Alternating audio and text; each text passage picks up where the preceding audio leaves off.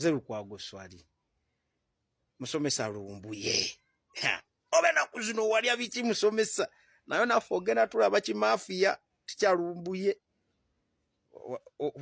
okwata ku OHT wa Rubongoya Oxford Harvard product otutankula emitima fe tumwagala Kampala bibuzo biti byobuuza at this time na kugamba from day one wali okolera chairman Nyanzi era chairman Nyanzi yali akufeedinga ne information okube OHT wa Rubongoya some years back.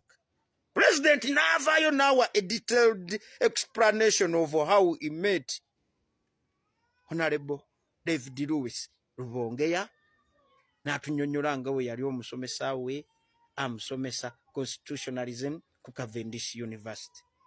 Nempulira oluvuvumo nti bakukomako ove OHT wa Rubongoya. If you need to understand some of the top brains within the national inter-platform oyo yemu era president tajja kukkiriza kuzanyira one of the top brains within the national inter-platform. Abo be bamu kubatula ne bagamba nti pwa oli just muwagizi simanyi oba oli member because a member of any party abako monthly payments zaateekayo ku kibiina.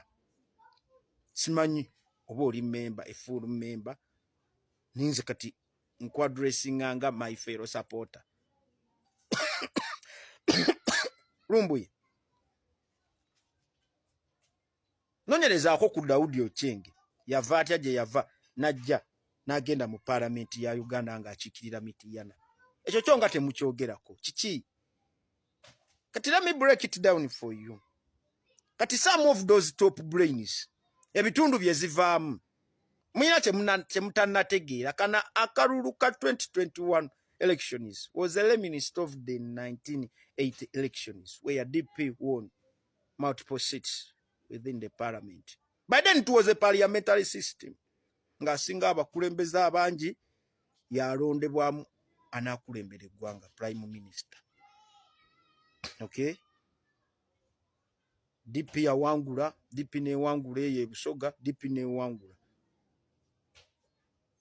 Muwanga n'alangirira aba DP abawangula mu Buganda atikewo embeera nti DP kibiina ky'Abaganda era kyawangula mu Buganda bokka.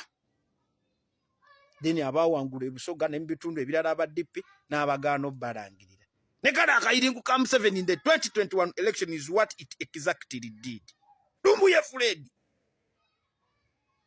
ana ngaba waiswa mufumbira those top brains netubasubwa agamba nti otaddewo an impression nti nupize Buganda thing okay mufumbira kamuteke wane naka wayingire parliament because nyine ebintu byange byenjagala batekeyo bana abana be nayitayo batwefuulira najja ku TV nakugamba twabaga amabolobozi mangi agagamba nti ababaka beni upite balayira naye ne tusalawo ffenna nti no kabagende bakozese parliament nga front eyokulwanisa akayirengu.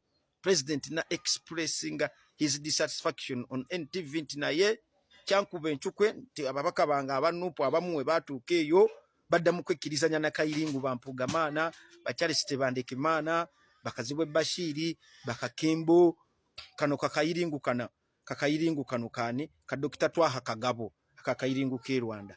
Okay, kati nagamba okay otaddewo embeera kuba walabye gundi we bamukubye empi Nabbanja bamukubye empi Ebunyole eyo obuyiringu bwagala uwambayo Kadaga omulaba asiba alwana nabo butaddewo impression nti Bunyoro bugitutte Western Uganda yabo kati eri embale butaddeyo kano kanandala mafaabi eyo muteso butaddeyo kano ka Amuriat bononere nupo buwanguzi bwayo. Okay, wano mu Buganda bakutaddeko obubiina nga tebwagala buyinza naye bwagala bukendeze ku namba y'ababaka nupu beinofuna owulira akamunyagwa Mubaraka Mugati gwa Bata owulira akampuugamaana Mayigamaana ke bakola simanyi DF olaba ono omuyimbi Stesha Mayanja bonna ezo project bwa Kayiringo Museveni. President kwe kusalawo n'agamba no these top brains kanzirete zigende mu parliament akayiringu zikarwanisizeeyo. So Fred Lumbuye wenkulaba ngo olemezaamu mu kukuba Lubongoya wamukubadda situtigwa kasoko mukuba. In fact ne wano Nyanzi n'ebimu ku byamuleesezza okumukyusa. Omanye enteseganya Nyanzi ze yabeerangamu n'ensereko. Abo banyanzi abo ba Eddie Waweya gwe tukimanyi nti abo ba politics of compromise. Obimanyi? Ngolowooza president Musiru takimanyi nti Nyanzi yali amanyi nti mutabani we agenda sisinkana Akayiringo at a time he was engaging the international community in a way that can effect regime change in our country. Eza teyakimanya. Sebo obuuza ebibuuzo kyazeewo kitya. It is too early to serve this narrative. You Lumbuye wasoma kisebugwe ayagala okuimposinga idea zo ku party yaffe the Mighty National Unity Platform. Oyina think tanka Lumbuye erowoleza ekibiina. Are you one of the members of the National Unity Platform think tank Lumbuye? For you to ask such stupid questions, stop giving yourselves and many others self-importance in our resolve to host the Kairingo out of power. Don't be hoodwinked by this social media following. Here on social media, it is different. When you come to the ground, it's also different. Social media following is different from the ground following. Please. Tozanyira ku intelligence ya Sebo Lumbuye. Tukulaba. Nze nakumanyirawo nti walinga okolera Nyanzi. Era Nyanzi yakupokeranga nnyo. Because Lumbuye, when I dive deep into you, all you do is reporting what you've been fed with. You can't even analyze issues. You can't even come up with a critical thinking insight. All you do is to report what you've been fed with. If people who can critically think and analyze issues to say something, toyina moral authority, toyina anywhere wosobola ku questioninga lwaki owekitiibwa Lumbuye ne Mufumbiro babaleese bavuganyize wano, and I've helped you okuwako akatonotono lwaki kemanyi out of actually my critical analysis, analyzing perhaps. Lumbuye, mutu saving from your ignorance. Otherwise mugende musome muleme kwogiranga bintu bigenda baswaza. Obibuuzanga ani ebyo ebibuuzo bye wabuuza? Obibuuzanga ani? Wasomerawo. Tandika questioning ambo president wakoze ensobi okujja n'ogoba chairman Nyanzi kiki? Nyanzi yani? Mweni yupi? Yani? Nga ne family even failed to mobilize his family. Olwokuba naye ayagala mu family ye yogerweko. Nyanzi n'otuuka okulyamu muganda mutowo olukwe. Igwe nkyabanja president wange asooka kusaking. N'okukutwala obutwazi mu parliament ogenda fuuka bampuuga gwe Nyanzi. Kyekyo nkikugamba. Sikusonyiwanga nze nalemezaamu gwe Nyanzi Fred Sentamu.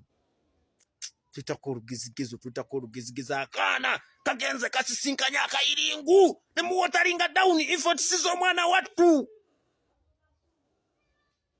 Lumbuye kiri na kivevenga mbanya mwatuche mutya buli muntu yenna owenkyukakyuka amanya ekyo kifo kya Nyanzi. Gwe Lumbuye togangamu okwogera ebyo ebintu ebyekisiru kyawandiikibwawa mu constitution nti ekyo kifo kiribeera kya Nyanzi lubeerera. Ye lwaki takiwanguliddemu? Mutowe yagenda ekyaddondo ne yesimbawo. He came up with a landslide win. Not that ujingo of Nyanzi.